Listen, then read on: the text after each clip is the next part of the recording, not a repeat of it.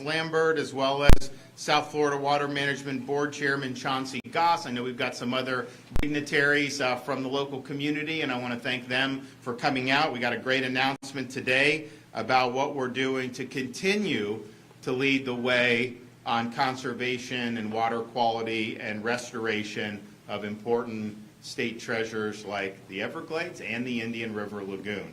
And I want to thank everybody that's been involved in that. First, before we get into that, we were able to, last Friday, when we were up in Washington, meet with Elon Musk and Doge.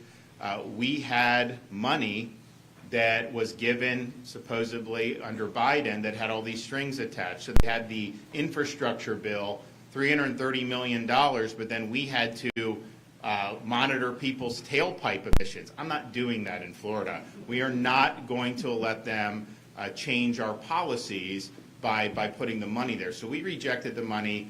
The FDOT secretary sent a letter to them saying, here, it's not something we're going to use, take it back. And they didn't really know what to do. They never took back the allocation. So, and then we had another thing with massive amounts of money for these refugee stuff, which goes to these NGOs, and there's so much corruption in that, let me tell you. So that was over $500 million. So we went and we said, listen, we wanted to reject this. Federal government under the previous administration wouldn't take it, and Elon's, oh no, we'll do it. And so they literally got on the phone with Treasury, worked to, and revoked the allocation and the authorization. And so that's almost $1 billion that would have been frittered away doing the Green New Deal and tailpipe emission monitoring, and now can be residing in the federal coffers. And it's rare that states do that because most of them it's like gimme, gimme, gimme. But the reality is we all have a role in trying to change the fiscal trajectory of this country.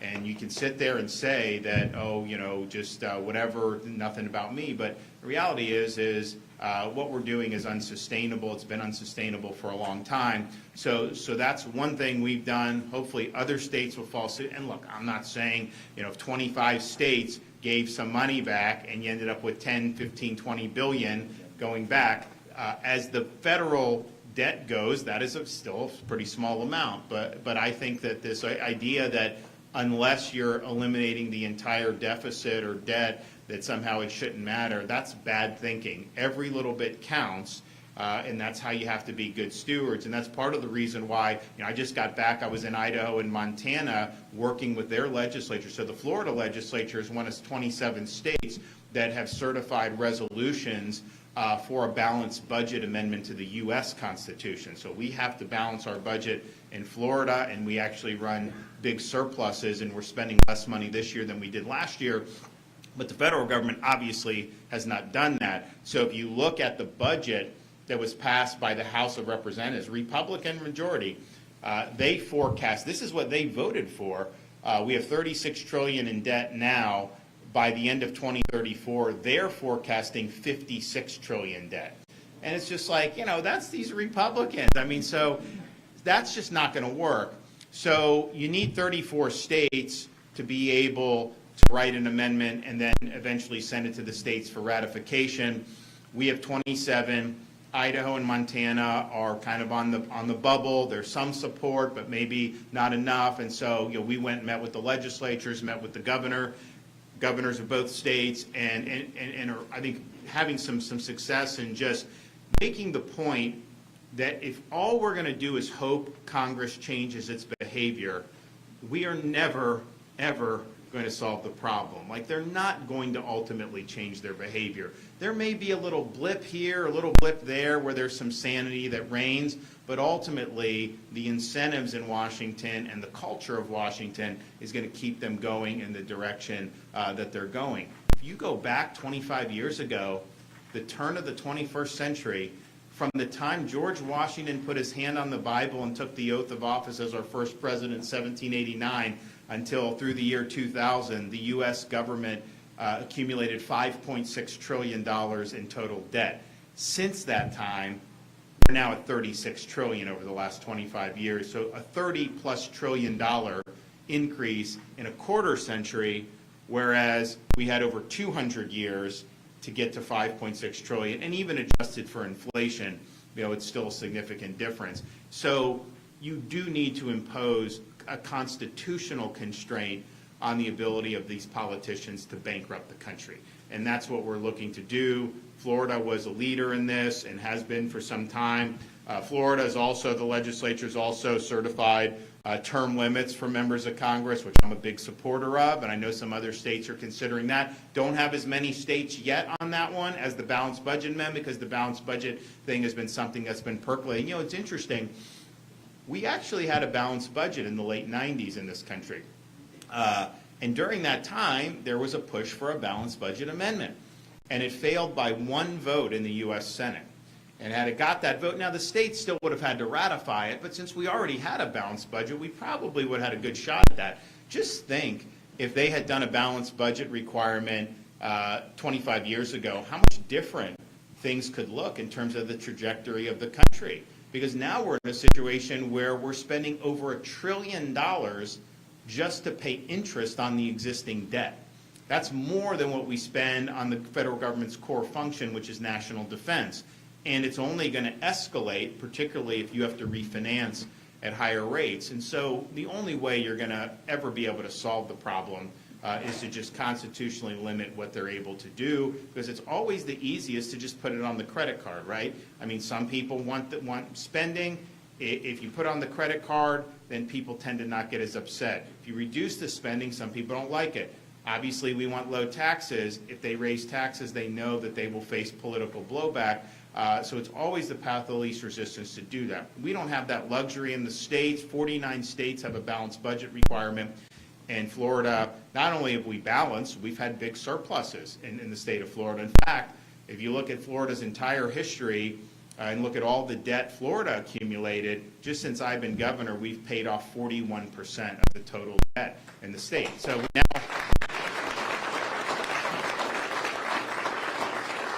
we now have the lowest per capita state debt of any state in the country. Now, there are a couple states, I think, that don't have any state debt. I think Montana's one of them. Kudos to that. But of the ones that do, we have the lowest percentage, or the lowest per capita debt, which is really good. And we want to do more and continue to do it. So all that being said, as we've done that, and we're spending less money this year than we did the year before, we've paid down debt, we've almost quadrupled our rainy day fund, we've cut taxes, done all this. But we've also done things that really are central to the state's vitality, that people want to see addressed. And we've used taxpayer dollars very prudently, but we've used them to make a big impact on a variety of subject matters.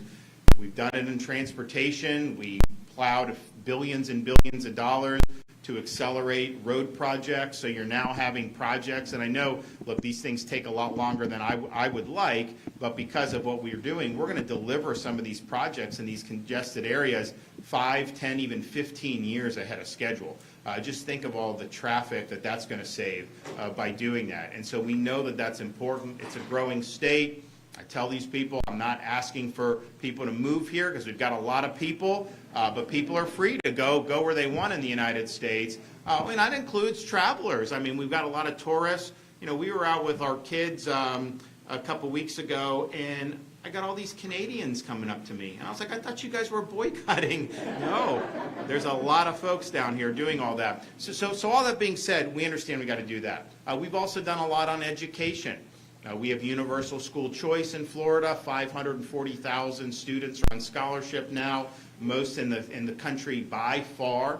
We also have over 400,000 students in charter schools. But then each year since I've been governor, we've increased compensation for teachers, including the most recent year. We did $1.25 billion that was earmarked only for teacher salaries. Because people say, oh, increase education. You send the money to the districts. It doesn't mean they're going to spend it on teachers. In fact, a lot of it goes to bureaucracy. So we created in the budget a special, I guess we call it a categorical, that it can only be used for teacher salaries. And we're looking to do even more this year. But we've done more in the last 5 or 6 years on that than the state of Florida has ever done by far. So we think that that's important. We also have done a lot with our universities, although we haven't raised tuition or let them raise tuition. So in-state tuition is about $6,300 for a Florida resident, which is the lowest in the entire United States. And you also have, we have 4 of the top 50 ranked public universities now in the United States of America: USF, FSU, UF, and then Florida International University. And UCF's done good, and others have done good. So that's a great value. And who knows? If you're at University of Florida, maybe you'll be at a national championship basketball team winning. Who knows, right? We'll see. We get some applause for that. We probably have some Florida State fans in the crowd.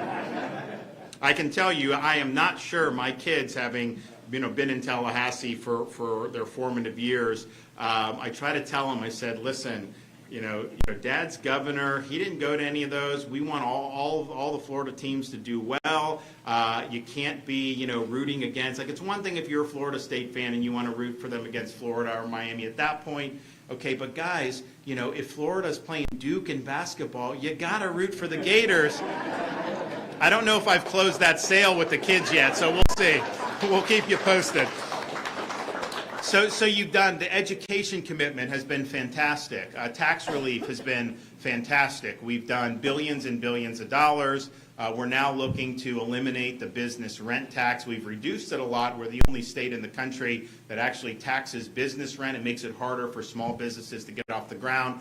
So that'll be a win for Florida if we're able to retire that. And then we're setting up to be able to do property tax relief, which is really needed in Florida.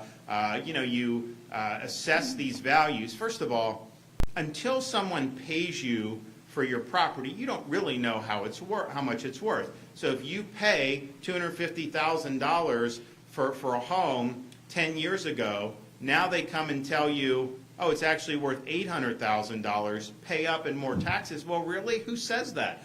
Just because some other house may have sold, it doesn't mean that's what, and the market fluctuates. So I think people have gotten pinched on this. Now, property tax is local. It's not something that the state controls. We would need to put something on the ballot in 2026, but we're going to do that. We're going to put something on the ballot to give people relief. But we've also, even with that fiscal responsibility, even with the support for taxpayers, we have addressed better than any time in the state's history the protection of Florida's natural resources and the improvement of water quality in the state. And when I came in, we launched a big initiative, not just about Everglades restoration, but that was kind of the crown jewel because that's the biggest restoration program in the United States and maybe even in the entire world. Incidentally on that, we were meeting with some folks in the White House, and I've spoken to the president about this too. Our projects that we do for Everglades restoration, we do them much quicker than the Army Corps of Engineers does. You remember with SERP, it's like a 50-50 cost share. This was 25 years ago. The feds are going to do, we're doing our part. And we've done a lot over the last 6 years to really move it forward as quickly as I think humanly possible. Not so much with the feds, particularly under Biden and the Army Corps. They just move very slowly. I think this is the way it's organized. There's bureaucracy, it's cumbersome, and I think this is in keeping with the president's vision to empower the states. What we've asked is, send us the money, we'll build the dam reservoir ourselves. We'll get it done. We will do it quicker. You can still take credit for your part of the cost share. We're not asking for that to change. It's still federal money, but let us do it. And I think that they want to do that. So we're working with the folks in the budget office to be able to get that done. But wouldn't that be great if we were able to have that money block granted here and then we could just run and do? I mean, you even look at the reservoir on the St. Lucie side of Lake Okeechobee. We did it, and now you have problems where there's leakage and the feds are doing, and it's just slow. And we move a lot quicker here. I mean, just think about when a hurricane comes, you have city, county, state really there for the immediate response and the immediate aftermath. Is there anyone here that would rather have FEMA take over those functions in Florida than the state of Florida? Anybody? I don't see any hands. We just move quicker. We have a culture in Florida where we don't want to be bogged down by bureaucracy and red tape. If there's a job to do, get it done. and let's get an answer and let's move forward. So I'm optimistic that we're going to be able to do that, but we've also recognized the importance of the Indian River Lagoon, Florida Springs, changing from septic tanks to sewer systems to be able to mitigate runoff into our nice areas.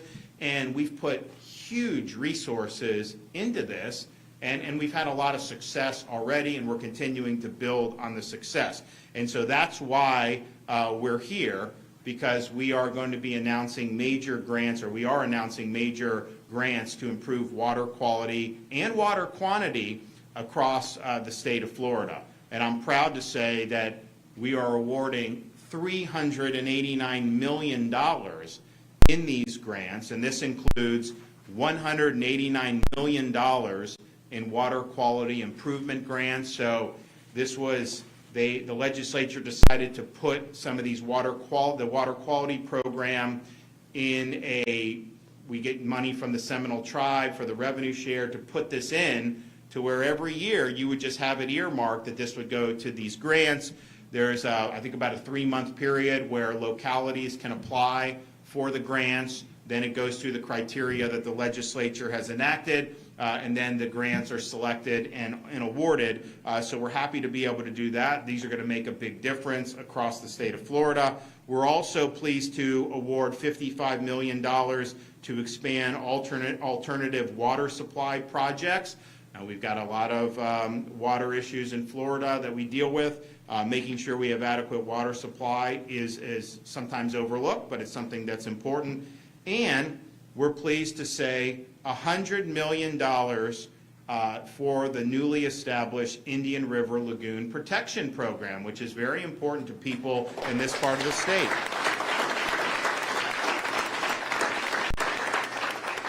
So this is the most biologically diverse estuary in all of North America, and it's a key economic driver both for the region and the state. With today's awards, we've now invested nearly $500 million in water quality improvements in this area alone since I became governor in 2019. The selected projects will provide the community with funds to upgrade wastewater facilities, convert septic systems to sewer, and reduce harmful runoff into the Indian River Lagoon, and we're really excited about that, and I want to thank everybody that's been involved with that. We're also doing $25 million to the Caloosahatchee Watershed Grant Program to reduce nutrients from depositing into the Caloosahatchee River and estuary. These investments support our communities and support our larger Everglades restoration projects, and we are going to have the reservoir on the western side of Lake Okeechobee completed. When is that scheduled? Pretty soon.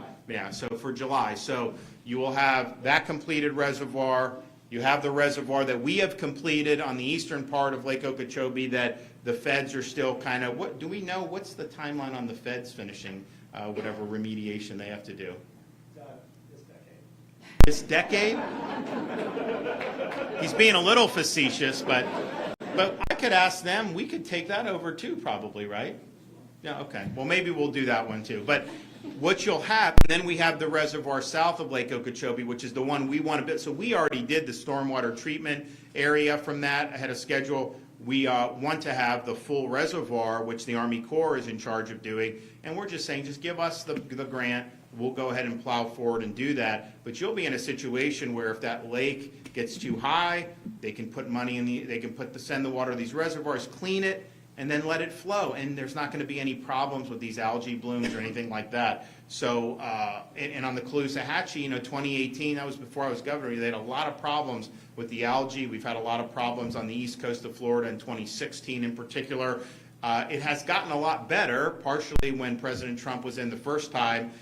I asked him, can you please ask the Army Corps to manage, because we don't do the lake. When water is discharged, that's the Army Corps. I was like, can you please have them manage it better so that they're not spewing this algae into the estuaries? And they did change the way they did it. And I know they worked a little bit differently when Biden was president, but we feel like we're in a much better spot on that. But both sides of Lake Okeechobee are really, really important. We're also pleased to announce $20 million to support the Biscayne Bay Water Quality Improvement Program. This will expedite water quality improvements and will reduce nutrients flowing into the bay. That's a very important treasure for people in the Miami region, and we've been very supportive of helping Biscayne Bay for the entire time that I've been governor. So the projects that I'm announcing today will reduce harmful nutrients in our water, and they're projected to remove more than 1.1 million additional pounds of nitrogen and 286,000 additional pounds of phosphorus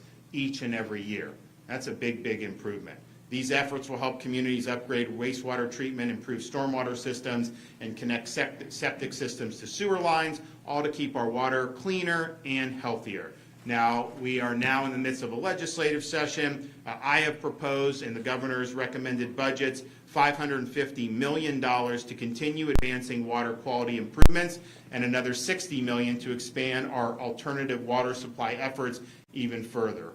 We have shown a commitment to being good stewards of the state's natural resources, but we also recognize how this contributes to both our way of life and our economy. And it's really been the lifeblood of our economy when people want to come, and they come from all over the world to be able to enjoy fishing and boating and all the things that Florida has to offer. So we've made Florida a leader in water resource protection, and we will continue to deliver results. I said when I became governor, we have a responsibility to leave the state of Florida to God better than we found it, and I'm pleased that we are doing just that. Okay, Alexis, come on up.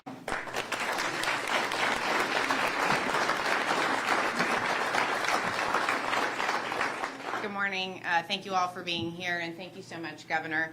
I'm Alexis Lambert, and it's my pleasure to serve as the Secretary of the Florida Department of Environmental Protection. It's an honor to be here on the Space Coast today, a place where scientific exploration, environmental conservation, and water resource management intersect. As we continue to protect and enhance the state's water resources, I'm excited to join the Governor in announcing these grants that will improve both water quality and supply throughout Florida. This year's grant cycle generated significant interest, with 348 project applications requesting more than $2.2 billion. After a thorough evaluation process, 31 high-priority projects have been selected for funding, representing the most impactful and cost-effective solutions to reduce nutrient loading and improve water quality across the state. In addition to water quality improvement grants, we are focusing on targeted restoration efforts in key waterways, like right here at the Indian River Lagoon. Under the governor's leadership, we've invested $500 million in 169 community-led projects in this watershed. To date, 40 projects, including septic to sewer and stormwater, have been completed, with 27 scheduled for completion later this year. Collectively, these efforts are projected to remove more than 1.3 million pounds of nitrogen and more than 11,000 pounds of phosphorus annually. This will significantly improve the water quality. And today, we are taking the next step, funding 25 new projects to specifically address water quality in the lagoon. In Vero Beach, $11.3 million will support a state-of-the-art reclamation facility. And in Melbourne, $8.6 million will upgrade the Grant Street water facility, improving wastewater treatment and reducing nutrient pollution, just to name a few. These targeted investments in the Indian River Lagoon are a model for waterway restoration in other parts of the state, such as the Caloosahatchee River and Estuary and the Biscayne Bay, as the governor mentioned. While we continue to restore water quality, we must also look to the future of Florida's water supply, especially given our growing population and our millions of visitors each year. That's why Florida is leading the way in expanding alternative water supply and reducing our reliance on traditional freshwater resources. Today, I'm proud to join the governor in announcing the allocation of $55 million for 14 alternative water supply projects across the state, which will produce more than 40 million gallons of clean water per day upon completion. Proactive investments like these are the hallmark of the DeSantis administration. Since 2019, investments in alternative water supply have generated more than 225 million gallons of new fresh water per day to support the long-term water sustainability for the state. But we're not stopping here. To build on this momentum, as the governor mentioned, he's recommended $550 million in next year's budget to support multiple water quality improvement grants and $60 million to advance more projects to secure an abundant and sustainable water supply for today and tomorrow. With this funding, DEP will open our grant portal this summer, and I encourage even more communities to apply. The partnerships we formed and the strategic investments that we're making in these projects are paving the way for a sustainable future for Florida's water resources. I want to again thank Governor DeSantis for his leadership and the legislature for their continued support. Florida's economy, the recreation opportunities we enjoy as residents and our visitors, and our identity as a state depend on water resources. Together, we will ensure their protection for future generations. Thank you, Governor. Chauncey,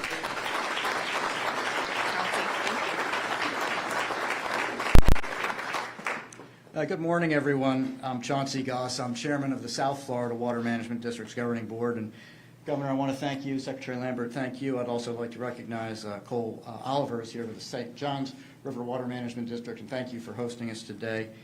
Our executive director from the South Florida Water Management District, Drew Bartlett, is also here. This is a really exciting day for us. Anytime we get to announce funding for important projects, it's an exciting day. It's going to be a good day for us, and we're very appreciative of all the funding that we're seeing for water quality in the state, particularly from where I stand, the Caloosahatchee watershed and Biscayne, among others.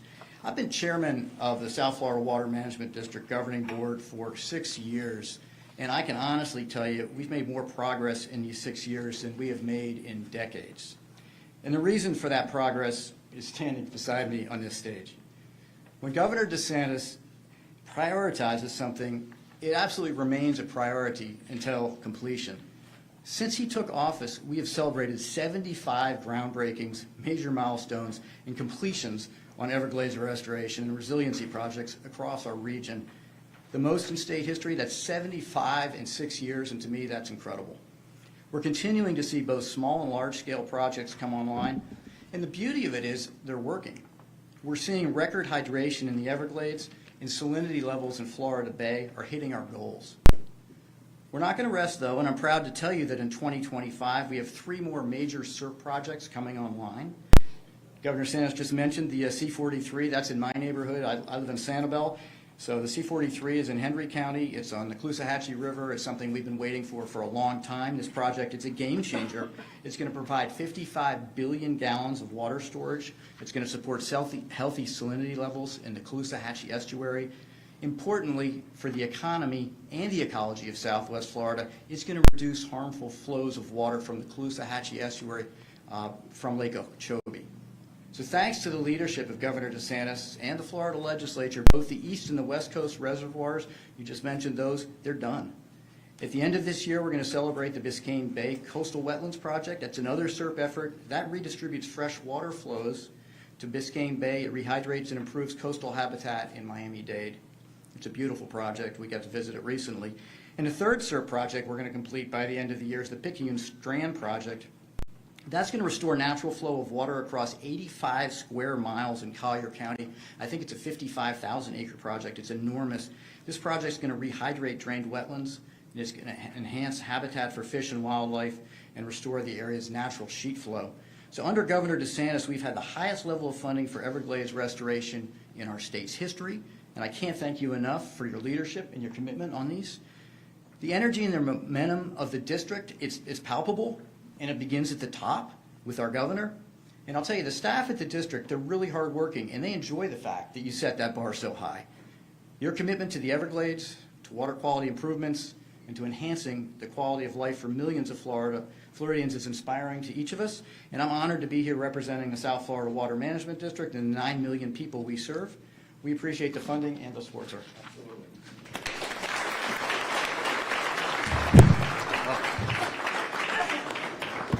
Okay, is that, all right. That's fine, you can still hear me. Well, we appreciate what Secretary Lambert has done, kind of got thrown into the fire after Sean retired, and has moved these projects forward, and then what Chauncey and Drew and people at the South Florida Water Management District, I mean, they carried a lot of the load on all this stuff, and it's been a really great effort. We've moved quickly. We've continued to have these projects, groundbreakings, completions.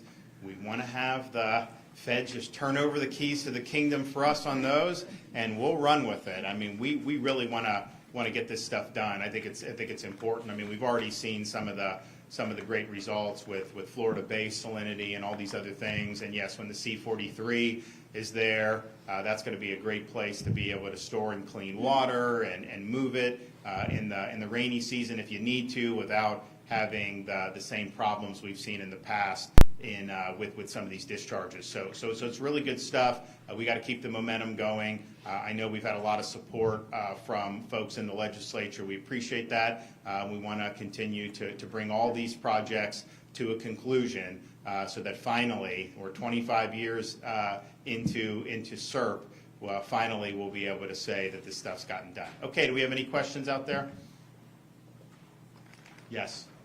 Thank you, Governor DeSantis, for being here today. I'm Gabrielle from the Dixie County Advocate in the Big Bend. Oh, cool. A lot of What brings you to this neck of the woods? Well, it's a beautiful place, right? And you are here. We're here for you. But you mentioned property taxes, and the local governments in the Big Bend are concerned about some of the proposals to raise the homestead exemption to $100,000 and what that would do to their ability to provide services to their residents.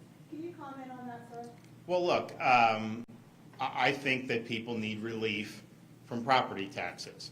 I think that I think our coastal counties with the tourism, first of all, budgets have grown locally in the last 5 or 6 years. Some of these budgets have gone 50, 60, 70% in some of these places because the revenue has just been off the charts in some of the areas that have really had economic growth. So just by reverting to 5 years ago, the spending, if you held that constant, you would be able to continue to do the core functions. But, you know, if you're going to tax, I don't want you taxing Florida residents' property. I tax the tourists, tax some of the foreigners. I mean, you have the ability in some of those areas that draw a lot of people to shift the tax burden away from your own people to people that are not residents of Florida. I think that would be a better tax system than constantly having people pay higher property taxes. Now on rural, I'm willing to work with rural on that because they don't have the same luxury that a Broward County would have or Miami-Dade would have when you have people that are flooding down there. So the economic realities are just different. Now we also want to do things to juice some manufacturing and some production in those areas. I mean, I've talked with folks about, you know, could we bring auto manufacturing to the Big Bend? I would be in favor of that. I've even said, I would say, if you start a facility in those areas that have been hit by the more recent hurricanes in the Big Bend, I would say pay no tax for 10 years, like no corporate tax if you're starting a business, if you're doing manufacturing there. So we want to be helpful, but if the price that we have to pay to give Floridians relief from property taxes is that the state provides some budget support for some of our rural, fiscally constrained counties, that'd be a trade I would make. Governor DeSantis, Megan Moriarty with West 2. I just had a question for you regarding NASA headquarters. I know that you have a big push. You want to move headquarters here to the Space Coast. Can you talk about that? And then, in addition, NASA cuts. Last week, Representative Herodopoulos, he said that the only people who have left NASA here, Kennedy Space Center, are the ones who accepted the buyouts. And you said you met with Elon Musk yesterday. Some people are worried about losing their job. Is that a possibility? Well, on the NASA headquarters, so, you know, this is one of the things I raised with Elon, and I think he's supportive of having the headquarters there, but he also recuses himself from issues regarding NASA just because he has SpaceX. So we've raised it with the president, we've raised it with the OMB. What it would end up doing, it fits right in with DOGE, because right now they are planning on spending over $500 million to build a new NASA headquarters in Washington, D.C. Their current headquarters has been vacant for 4 years. Like literally almost nobody shows up to this. So there's not necessary, and when they tell you it's going to be $500 million, you know it'll probably end up being $1 billion. They're already making expansions at Kennedy. And you could basically use that existing footprint to move the NASA headquarters there, and you'd save the taxpayers $500 million, maybe even $1 billion.